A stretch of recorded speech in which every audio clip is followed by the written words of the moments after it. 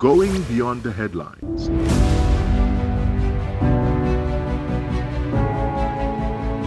Asking the questions you want answered. Exploring government policies and how they impact you. We are delving deeper.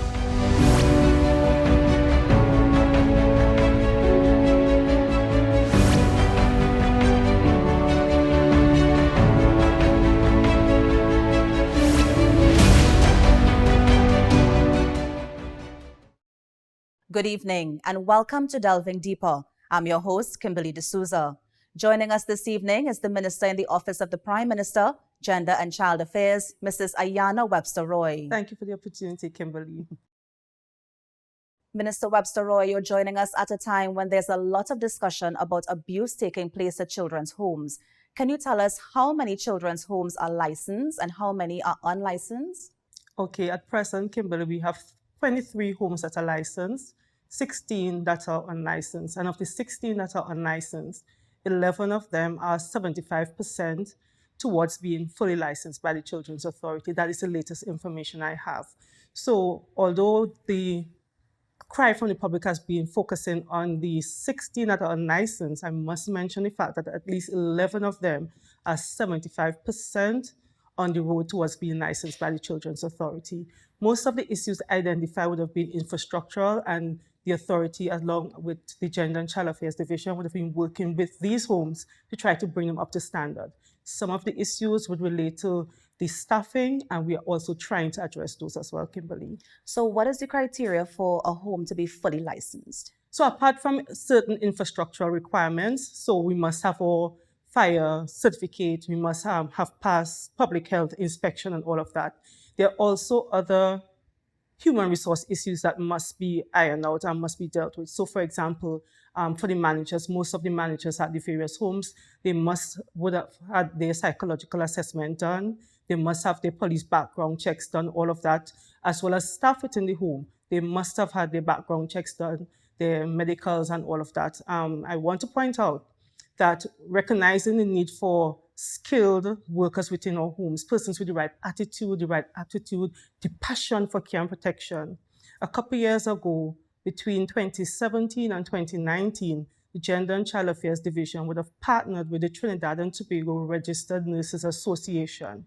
We developed a caregiver training program, and we would have trained a number of persons within the public space, as well as extended that training to some of our homes, allowing them the opportunity to bring their staff up to mark so that they'll be able to deliver the right care and protection for our nation's children. Yes. Even though that was done, we are seeing where, despite best efforts to train, despite the fact that we have been asking persons, to treat our nation's most vulnerable children as though they are precious and they are their own, we are still seeing instances of abuse in our community residences or children's homes. And I want to reassure the public that there's a commitment from the government to treat with this, to improve the care and protection framework for all our nation's children, not just because we want to do it as a government, but because we understand and we value the importance of our children as we move towards a developed Trinidad and Tobago. Now, Minister, as you mentioned the program, is there going to be another drive by the ministry to encourage more volunteers to come forward and be trained? Definitely. We're actually looking at restructuring the program because based on the report that would have been produced by the team that did the investigation, we recognize that there's still some room for improvement. So we look exploring the different deficiencies within the training program. One of the areas of concern is restraint, how people restrain children when they act up.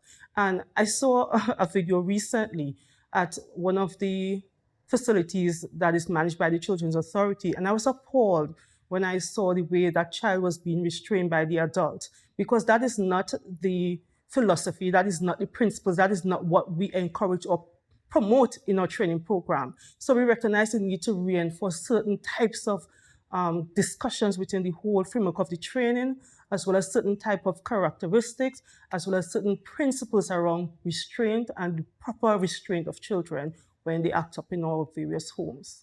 Now, Minister, this Judith Jones report, it was 307 pages. Yes. And some of the things coming forward was physical abuse, sexual abuse, that sort of thing. I mean, as a minister of this ministry and as a mother yourself, what was your initial reaction when reading some of these reports? So I must admit, it took me a little while to go through the report because I just could not cope with it emotionally.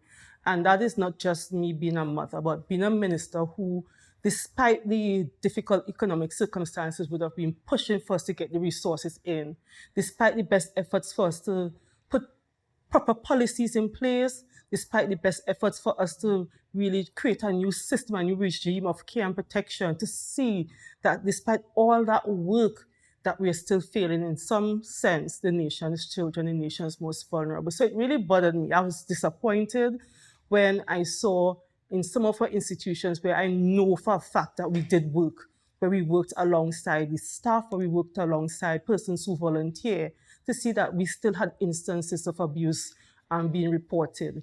I must say not all instances of abuse would have been current, some would have been historic, but the fact remains that despite the efforts of government and civil society over the years, that we have a big problem, not only in our homes, because it speaks to the wider society. I said to someone recently, what is happening in our community residences and our children's homes is a reflection of what is happening in our communities at large. Because when you get the reports from the Children's Authority, there are thousands of calls coming in on a monthly basis about abuse happening within personal, private homes. So it speaks to a Trinidad and Tobago that must confront the fact that we are failing our children and that we must do better. And if we can't do it alone at government level, the Children's Authority can't do it alone, civil society can't do it alone. We need all hands on deck. We need all of Trinidad and Tobago standing up and saying, this is a problem. What can I do to improve this situation? How can I contribute towards ensuring that our children are protected? And that is what the message I want to really leave with persons today. Do some introspection, see where you are failing as an individual, and make a commitment to do better and be better so that we protect all our nation's children. Now, Minister, in the interim, I know the ministry has set up a task force to deal with these allegations. And in a few weeks, it's supposed to be laid in Parliament. I mean, what's next after that? So the task force, as you would have mentioned, would have been set up to really review the recommendations that were laid out in the report from the Justice Jones task force, or investigating team, sorry. And what we expect is that their recommendations will be taken to the cabinet for implementation, and we're going to structure it in short, medium, and long-term goals and work towards achieving those goals. At the end of the day, and I want to stress, the important thing for us is improving the child care and protection system. So once we get the recommendations in terms of how we implement from the task force, we would start working assiduously towards implementing. Now, Minister, in the interim as well, a lot of people in the public domain have been saying close down these homes. And I believe people are saying, but if we close down these homes, then where would these children go? I mean, anything else the ministry is seeking out to do in the interim while the recommendations are being made? So even before we got the report from Justice Jones and her team, we would have been working towards improving the quantum and the quality of homes for children. So recently, Cabinet would have allocated a facility for the use of the Children's Authority for their reception center. So we're going to be an amalgamation of various centers coming together into one to provide that care and protection for those children. But outside of that, we recognize that we have over 500 children who are in these facilities. And we have to find places of safety for them. And I want you to understand and appreciate the fact that I don't think the Children's Authority would know of an instance of a child being abused in a home and leave that child in that home. That is something I want to stress. Despite the shortcomings, we have always endeavored to work in the best interest of the child. That is the philosophy that guides the Children's Authority. That is the philosophy that guides us at Gender and Child Affairs. And it's based on the Convention on the Rights of the Child. We have been promoting the rights of the child in Trinidad and Tobago. We recently would have established and are currently implementing a national child policy. And in the background, beyond the work of the committee, we would have recognized certain shortcomings and we were working towards improving the system. So in terms of child protection, There's a team working on a national child protection strategy that has been going on even before the report came into being. And in terms of the homes again, yes, we have homes that are unlicensed. As I would have mentioned before, the majority of those homes are 75% on the road towards being licensed by the Children's Authority. What we can ensure is that in the interim, we ensure that proper measures are put in place to monitor these homes and to ensure that while those children are there, even though the homes aren't licensed, that their best interest would be the principle that guides all that operate in the home. Now, Minister, I love that you have confidence in the Children's Authority, but I'm wondering, how did this go unnoticed for so long? I shouldn't say it went unnoticed because something would have prompted the Gender and Child Affairs Division asking the Cabinet for an investigation to be done. So it's not that it went unnoticed. It's just that thing, what is, I shouldn't say shocking, but what is really disturbing is the extent, because you may hear stories coming out from certain institutions.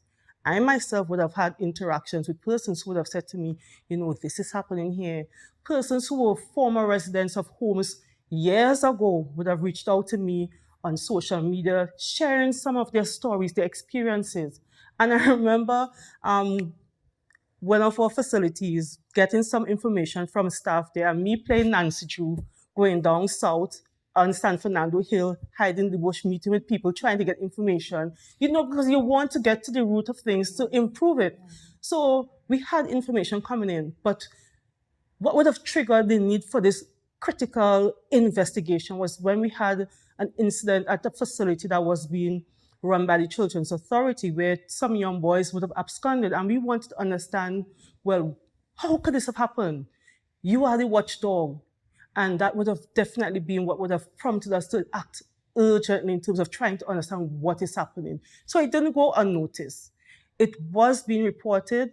We were taking measures to address the various instances of abuse that would have come into the authority, to Gender and Child Affairs, and even when persons reported to me as minister, what I think is disheartening is the extent, because you often think that persons who offer themselves to serve in an environment of care and protection for children would be persons who have a genuine love and passion, but that is not often the case. And despite psychometric testing, despite police background checks, despite training, you see that some persons would always be intent on doing evil. Now, Minister, as you mentioned, you, of course, playing Nancy Drew when you got that first report and you went and you looked and that sort of thing. What does it take for the ministry or the Children's Authority to step in and then say, this is a problem, we need to address it? Because the case you mentioned was the boys who escaped, and then I think two of them died, right? That was the case that led to it. But before we even reach to that, when do we step in and say, this is a problem, we need to investigate? So, I want to use the example of St. Michael's. When I became minister with responsibility for Gender and Child Affairs, I would have met reports on my desk about St. Michael's. And I remember one weekend, my children and my family, they were here in Trinidad. And I decided to just do an unannounced visit at St. Michael's. And I remember the first thing that threw me off was the fact that I was able to just drive into the compound with my private vehicle, because there wasn't any logo saying ministry or whatever. It was my private vehicle. I was able to drive into the facility. And I was able to walk around and interact with the young boys there. And there was one person on staff. And when they recognized it was the minister, you started seeing people appear. And I said, you know what? This can't be right. All these reports can't be, made up. Something is definitely wrong. But what would have helped us in that instance was that we had the support of the Anglican Church, which would have been the partner with the government in terms of St. Michael's, because the bishop would have shared his concerns as well. And what we did, we said, okay, yes, we know closing the facility would create a problem for us in terms of placement for those boys who are in need of supervision. But we had to act in the best interest of those boys who were there, and also to honor those boys who have gone through the system without having their story, their voice, their plight being heard. And we took immediate action. So in every instance, once reports come in, we have a duty to investigate. I remember someone telling me once, never just act on emotions, act based on facts. Because in the end, the facts is what's going to ensure that you do the right thing. So we needed, every time persons would report to us, we needed to investigate. But when you're seeing that you're getting a trend, and between 2020 and 2021, in the height of COVID and the lockdown, the messages coming in, there were too many.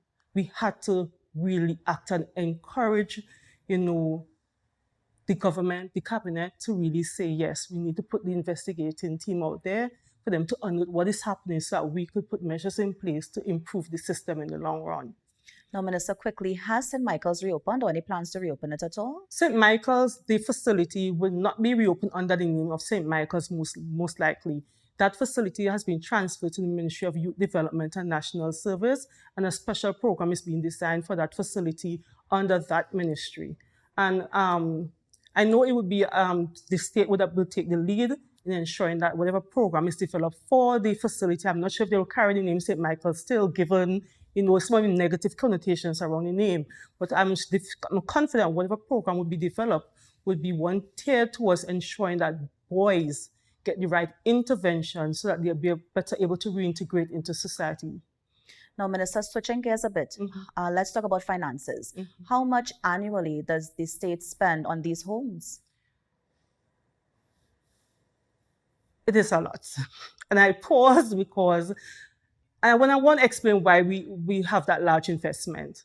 Most of our homes traditionally would have been run through the voluntary sector, the NGO sector. So we'd have had churches, community organizations coming forward and operating what we have called in the past orphanages.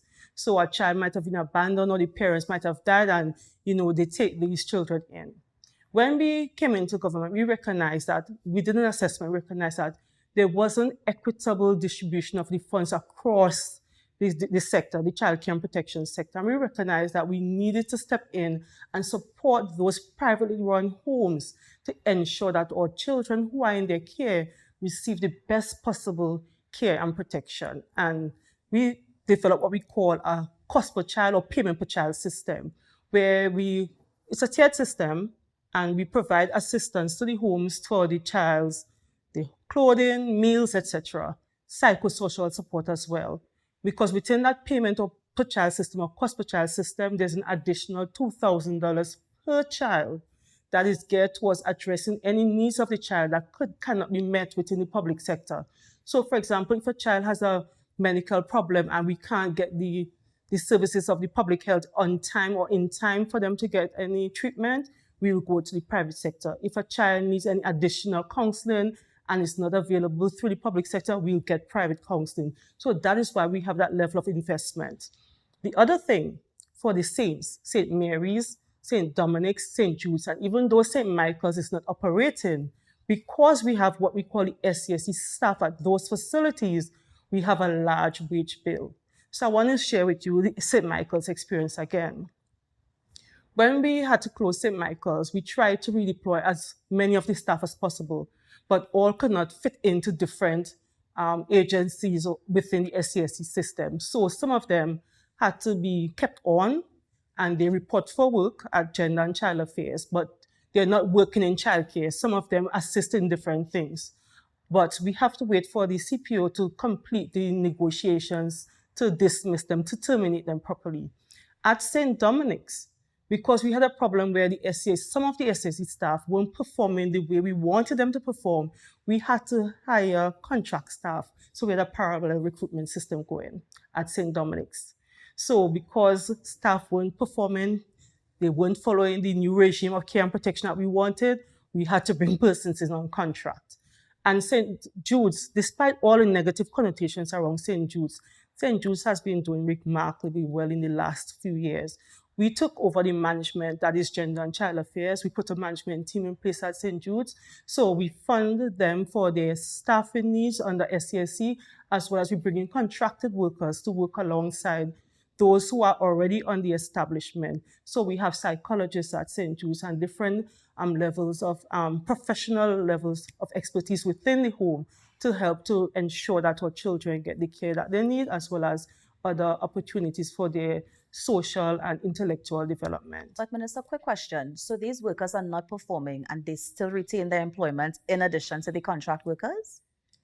Unfortunately, that is the reality. We at St. Dominic's, we have managed to get the SCSC to agree for us to remove their workers, but we have to, like St. Michael's, work out the separation package for them.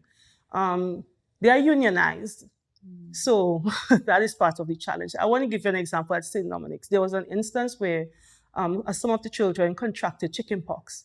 Now you're expecting that if some children have chickenpox, you still need to go in and care for them. And some of the SCSC workers backed by the union refused to go in. We were very fortunate that the church would have had additional staff, contracted staff who were there and ready and willing to stay in and care for those boys and girls at that facility. That is the reality in Trinidad and Tobago, unfortunately.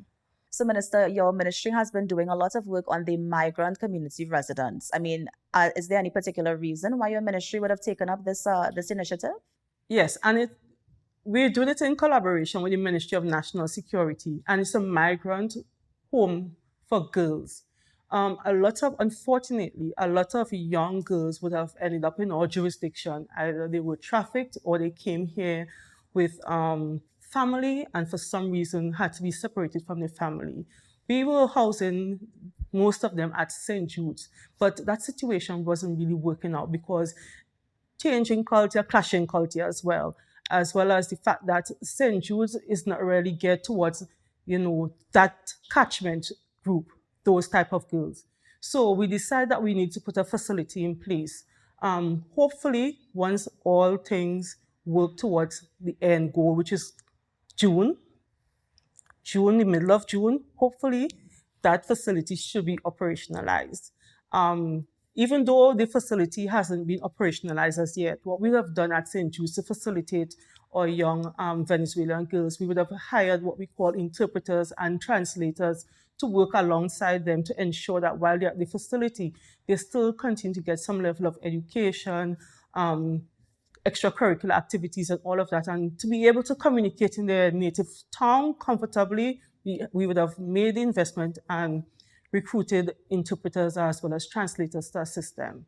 But hopefully, by the middle of June. By the middle of June. Middle of June. They told me June, the beginning of June, but I know how it goes, so I'm saying the middle of June, we should be able to welcome those girls into that facility. And this is going to be on the compound of St. Jude's as well? No, it's totally different location. Totally different location, right. But because of security reasons, we wouldn't disclose because right. Some of the girls there would also be under witness protection, etc. Good. And now, Minister, you're also responsible for the Central Administration Services in Tobago. Just tell us a little bit about this one. So, Central Administrative Services Tobago, CAS, or PM CAS as we call it, is really responsible for coordinating central government services on the island of Tobago. So, at CAS, we have Registrar General Office, the Meteorological Services Division, we have General Administration as well as Weights and Measures Inspectorate. I'm very excited about the work that is being done at our Met Service in Tobago. We have really expanded services not only for farmers and fishermen on the island, but also lending support to the aviation industry in Tobago. Actually, Met officers in Trinidad are quite jealous of our facility and the technology that we have in Tobago. We've made significant investment over the years in improving Met services, and we're sort of helping to lead in terms of the national meteorological services and ensuring that, not only that our citizenry is safe, but for persons who are flying into our airspace, that they also get the best quality information in a timely manner to ensure that they safe entry and exit as well. Now, Minister, the Central Administrative Services in Tobago, I mean, how involved is it? What are the details of the initiative? Okay, so we have a very unique situation in Tobago where the Tobago House of Assembly is responsible administratively for most of the island's business. However, Central Administrative Services Tobago, we help to coordinate central government services on the island of Tobago. So we have the Meteorological Services Division, we have the Registrar General's Office, we have the Weights and Measures Inspectorate, as well as General Admin. General Admin would usually provide service to the public in terms of treasury services, as well as those senior citizens would usually come to CAS to get their life certificates. Registrar General Office, registration of births and deaths, businesses, etc. Meteorological Services Division I'm really proud of the work we have done. Yes, over I the saw the years. smile on your face. We would have made a large investment into not only plant but machinery. So we have cutting edge technology. We have been not only assisting farmers and fishermen, but also the aviation industry, ensuring a person's entering into airspace do so safely and leave safely. So over the last year, we have been implementing what we call automatic weather stations throughout Tobago to help to improve the collection of weather information and climate information to improve forecasting and that sort of thing. But apart from that, through our non-profit vote at CAST, we have been assisting community organizations over the years. Now, the quantum would have dwindled in the last 2 years or so, but we would have still been able to assist NGOs in Tobago in helping to meet their mandate and to support Tobagonians who are vulnerable. But I must say, another initiative that I'm looking forward to hopefully re-implementing this year is our Republic Day route march in the community of Roxborough, catering to Tobago East, and that will be done in collaboration with the Tobago House of Assembly. We had it for the first time in 2017 after, I think, 20-something years of not having a Republic Day celebration in Tobago and in Tobago East in particular. So hopefully, once all things work out well, COVID doesn't put a spoke in our wheels, we'll have the route march in Roxborough. We have our Tobago House of Assembly Chief Secretary taking the salute, and after we'll also have an award ceremony where we recognize the contribution of persons in Tobago East towards the island's development. And Minister, as we wrap, any final thoughts? I just want to really encourage Trimbagonians to, as I started, to do some introspection. I often say whenever I speak to the public that the seeds we sow into the lives of our children, we are going to collectively reap the fruits in the future. And let us sow good seeds. If we hurt our children today, we're going to be faced with angry, despondent adults in the future. And our children are supposed to go on to lead and transform this space that we call our own. Let us make the best investment in their lives. Let us try to do our best to serve them with dignity, with love, with passion. Most importantly, let us try to manifest the greatness that is within all of us as Trimbagonians. I believe in this country. I love Trinidad and Tobago. I'm passionate about our nation's children. And I want everyone to share that passion because I strongly believe that we are the nation that's going to help to transform the Caribbean region. Thank you, Minister Ayanna Webster-Roy, for joining us on this week's episode. Thank you for the opportunity, Kimberly. Join us for another episode on this station at the same time next week for another edition of Delving Deeper. I'm Kimberly D'Souza, and on behalf of the entire cast and crew, have a good night.